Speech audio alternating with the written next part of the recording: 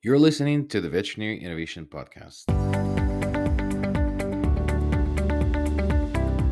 You're listening to the Veterinary Innovation Podcast. My name is Shawn Wilkie, and along with my awesome co-host, we interview the innovators in this space every week.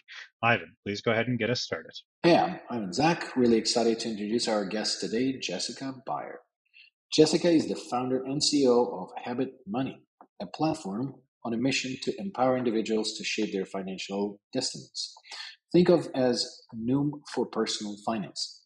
With a background in giants like Stitch Fix and Deloitte Consulting, she has spent the last 5 years immersed in the dynamic world of startups bringing e-commerce and fintech. Graduate of Stanford Graduate School of Business, Jessica's journey from a small town in Montana upbringing to her current residence in San Francisco. Jessica, welcome to the show. Thank you for finding the time. Thank you guys for having me. I'm really excited to be here. So, how does the person who was born and raised in Montana ends up in Stanford Graduate School of Business and settles in San Francisco? What was the journey like? If I'm honest, I probably was the only person from Montana in my class. So that might be why they let me in. I think it's my journey to Stanford and San Francisco is very much the journey of habit. So I grew up in a really, really small town, very humble means. I actually didn't realize how little my parents made until I filled out my FAFSA to go to college and realized that I was eligible for a bunch of waivers. So I applied to 18 undergrads because why not?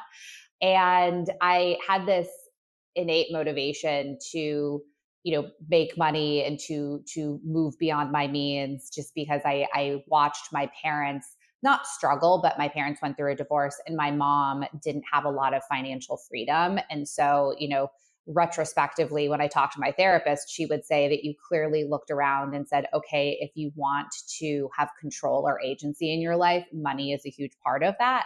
And so I wouldn't say that I was intrinsically motivated to make a bunch of money, but for me, money was control, money was independence, and independence, I think, was a big motivator for me. And so that's what got me to the undergrad I went to. That's why I studied economics and math. That's what brought me into consulting. And then that's what eventually brought me to Stanford, because I really, really wanted to have some control over my career and I wanted to get into the startup thing. And it was just a matter of finding the problem in the world that made me angry enough to take the crazy leap into quitting my job and being an entrepreneur. And that is always a crazy leap, one that we're familiar with oh too well. So tell us a little bit about Habit Money. What is it that you guys are doing? Why do you think it could be so impactful to our audience of veterinary professionals? And let's start there. Yeah. So I think Ivan did the best job ever pitching Habit at the beginning. So he might be hired. So the motivation behind Habit is, I like to think of it as it's better than a budget for the rest of us. So there's a bulk of people out there who love to money plan. They're the person who loves to share the spreadsheet that they made and want everyone to use it. But then there's sort of the rest of us who, for whatever reasons, for me, it was I didn't grow up with a lot of money. So all of a sudden, when I graduated from college, I was making 3 times what my parents made, and I just even didn't know how to manage it. Or for whatever personal reasons, like the idea of dealing with money can be really intimidating. But the reality is we all have to make healthy choices in the same way that we have to make healthy choices with diet and exercise to live really healthy lives. And so when I started going through this journey and trying to get healthier with money, I had a really hard time finding something that was helpful. There's a very saturated space of different products out there for the people who sort of like dealing with money, but there wasn't really anything for me or what I call the rest of us. And so that's what I decided to build. And I use the example of Noom, which is a nutrition and weight loss app, because as I started to dig into this space and learn about why people struggle with money, and a lot of it comes down to behavioral psychology, wanting to build a product that actually used the lessons from behavioral psychology to build an experience that doesn't just tell you what to do, but helps you go through the process of changing your behavior so you can translate your aspiration into action. So going from I know I shouldn't spend $500 on Amazon this month, to getting to a moment where you have the option to choose and you feel in control of your money decisions. Okay, that is complicated to understand. Let's unpack that. So I'm listening right now, I'm a veterinarian, and listening to this podcast, and I'm trying to think, is this for me? So who is the audience and who is your target customer, and what value that they will receive from your product? Yeah, it's a great question. And the reason I started focusing in the VetMed community was just through the organic conversations I was having with people, like this experience. To really break it down, it's a web app, which means there's nothing you have to download to your phone, and it's primarily text based. So the easiest way to think about it is it's like a personal trainer for your wallet in your back pocket. The idea is that we encourage healthy habits through daily money mindfulness. So in the same way that if you are looking to lose weight or you looking to be healthier, you track your nutrition, you track your spending every single day. So you can connect your credit cards or your bank accounts to the platform, just like any other finance app, and we'll text you every day, just like there's a person on the other side. And if you want, there can be a human coach on the other side to like let you know not only, where you are with your budget, but to also help you identify where there are patterns. So what spending might be bigger than you would expect, where there's some areas where you can, adjust, how to help you identify like ultimately what your money values are, and help you go from a place of feeling constrained by a budget versus feeling in control. Because ultimately, if you open your credit card bill and you know what's on it, that's like the best feeling. And building money confidence is what we want to do. So why you, or why someone in the vet space, by understanding, again, I'm not a vet, so I will reflect this and you guys can confirm whether or not this is right. But what I see is a lot of people with student debt, or a lot of people working multiple jobs, in the case of folks who are not vets, but are vet techs or assistants, who are really stressed about money and trying to make ends meet, or they're really stressed about student loans. And on top of that, they've gone through a lot of education, but haven't necessarily gotten the education on financing and managing your personal finances. And then on top of that, there's a big conversation around mental health. And there's a lot of areas of mental health and vet med that, I'm not helping with, but one of the biggest drivers of stress in the US and Canada, and really all of North America, is money. And so this is a big thing that if we can invest in it, we can severely address some of the mental health challenges as well. That's very interesting. We, the one thing that so I do the annual study on burnout in veterinary medicine and just in our field. And one thing that we found, what we do, we find the correlation of the level of burnout to different areas of life, or different facts that may bring to it. And we did like goal setting, how that reflects on burnout, euthanasias. And then one of the things that we were testing for, whether the production pay versus the salary pay. But the one fact that came up was that the burnout is more significant in the people that are uncertain about their financial future. So when they don't have the financial plan, which a lot of people don't, and then that is truly correlating with the level of burnout. So you definitely are, based at least in our study, are helping with the burnout in that aspect. But I have a little weird question. I don't know if it's going to be a curveball for you or not. But I was told by someone, I don't remember who it was, but I thought it was very interesting, that there's two ways of making $1 million.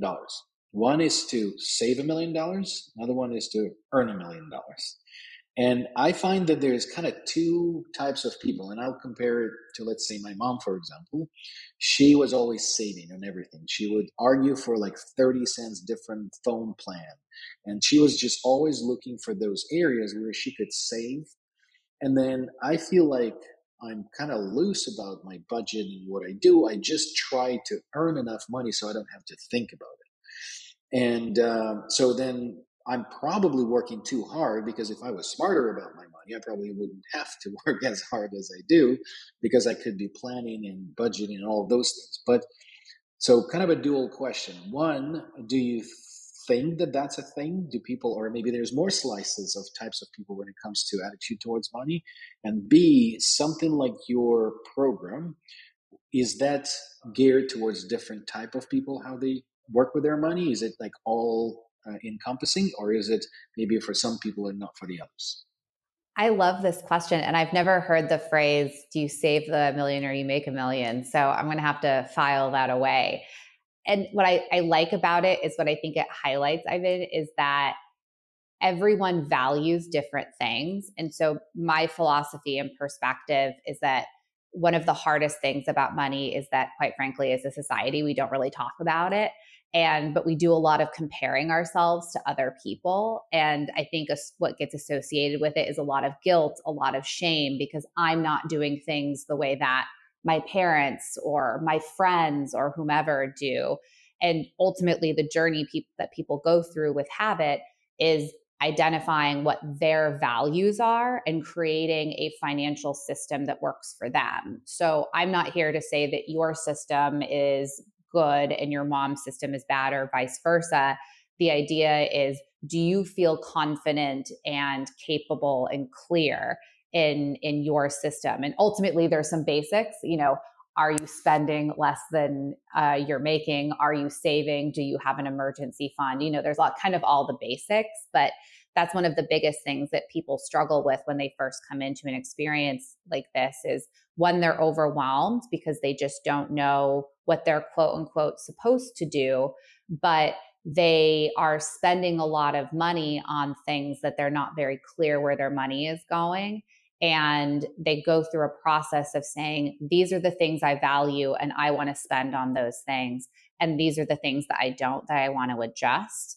And ultimately, I'm stealing this a little bit from the dating app Hinge, but I'm designed to be deleted. You should be able to go through this experience and invest in developing a healthy habit. And then you should be able to go into maintenance mode where you've set up an infrastructure for yourself. So you know the means within which you're living, and why this is really nice for people kind of earlier in their careers or when they're going through big life milestones like getting their first vet job or getting married or having kids is, if you can establish this baseline for yourself early, it really sets yourself up for success in the future because your earnings are going to grow.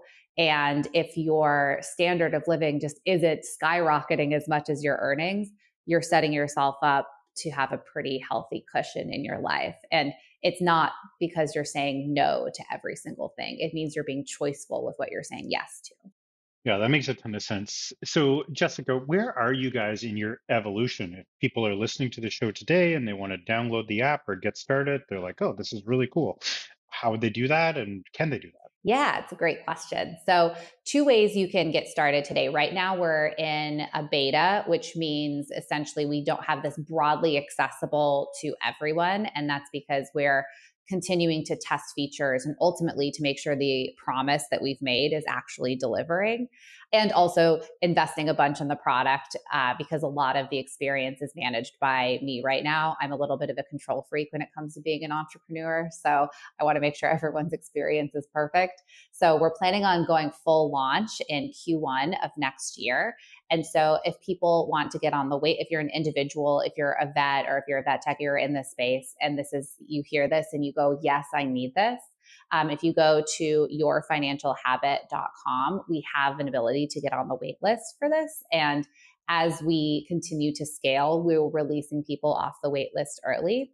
But the other thing I'll say is if you were an employer, if you run a clinic or a series of hospitals, and this is something that you want to invest in for your people, I am offering this as like a pilot to a limited number of employers. If they want to test this out, in exchange, I get a bunch of data and validation and you get, some pretty premium pricing for the experience. And I think this is something that as an employer, especially someone who is smaller competing with the bigger dogs out there, this is a great way to differentiate in a very crowded hiring market.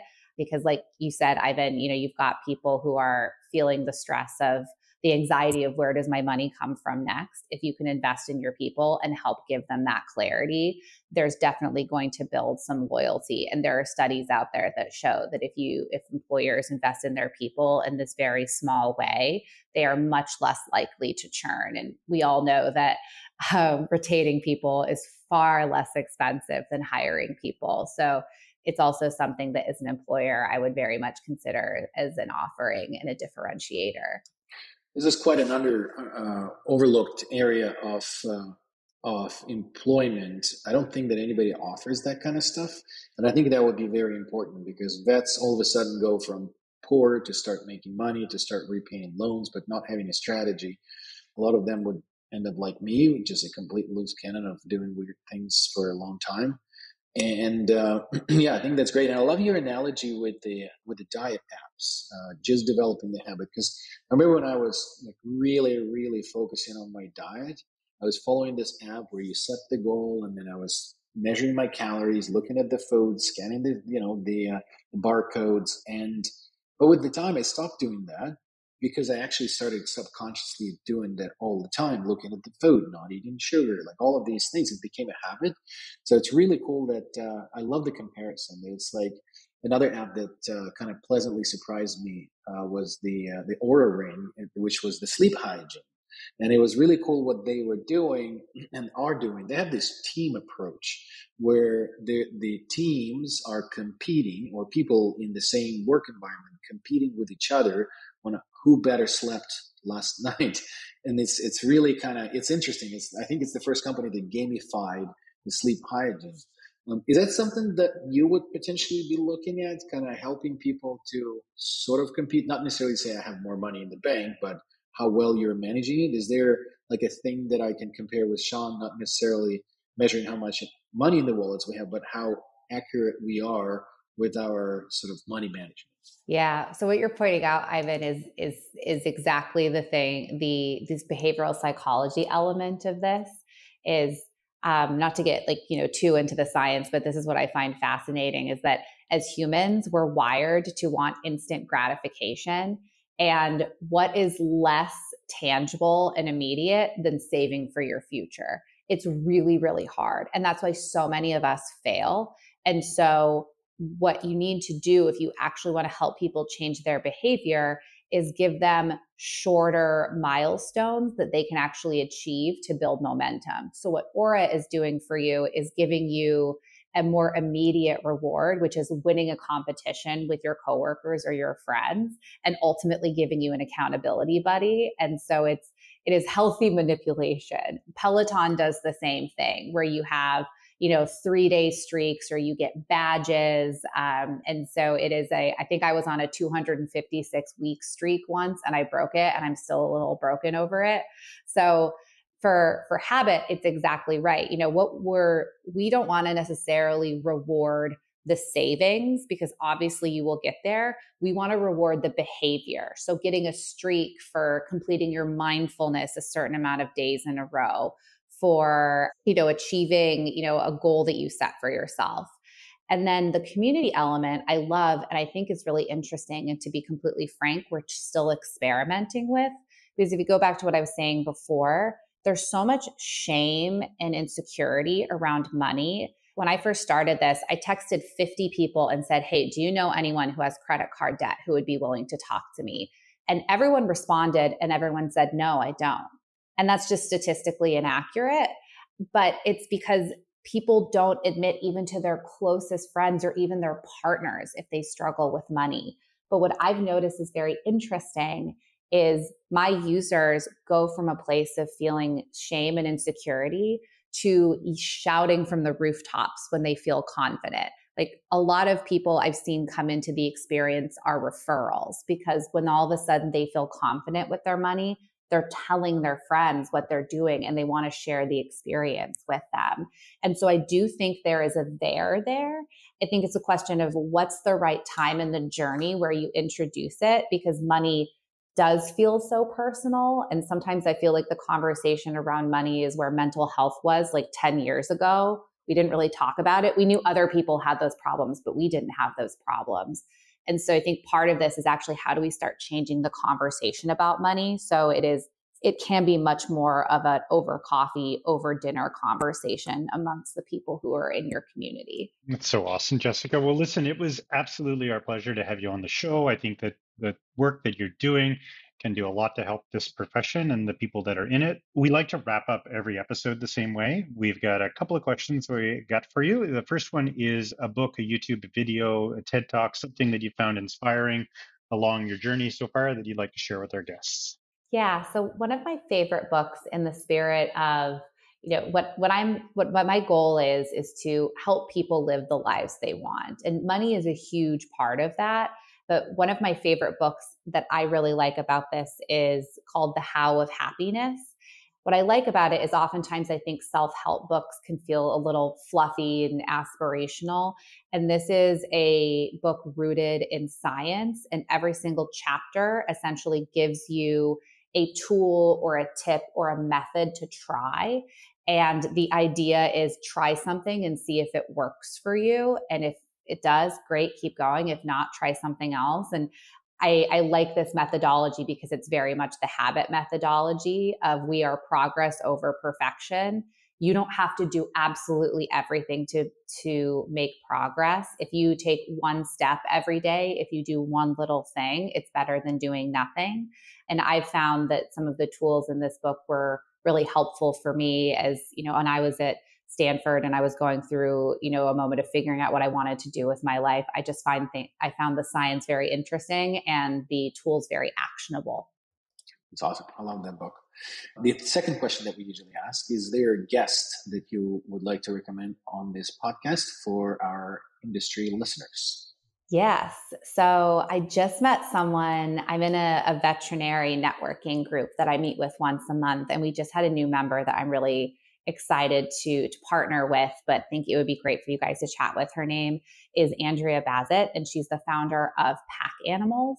And essentially the product, and I'm going to do a terrible job of pitching her product for her, but the idea behind Pack Animals is that humans and pets influence each other. And so there is, again, a psychology element here, but what she is building is tools that help pet owners better train, better interact, better understand their animals. And she has a very interesting story where she started out by getting a pet and then realizing how expensive and overwhelming it was. And I'm sure that happens with a lot of pet owners. And so that journey kind of led her to the need she's trying to solve. So has a lot of the psychology elements of it, but a really cool, I think, take on how do you help people do something daily to actually build out the infrastructure of having a healthy pet and a healthy home. Thank you so much for listening to the Veterinary Innovation Podcast. If you want to hear about our new episodes, please follow us on any social media channel. Also, you can check out our website at veterinaryinnovationpodcast.com. See you next week.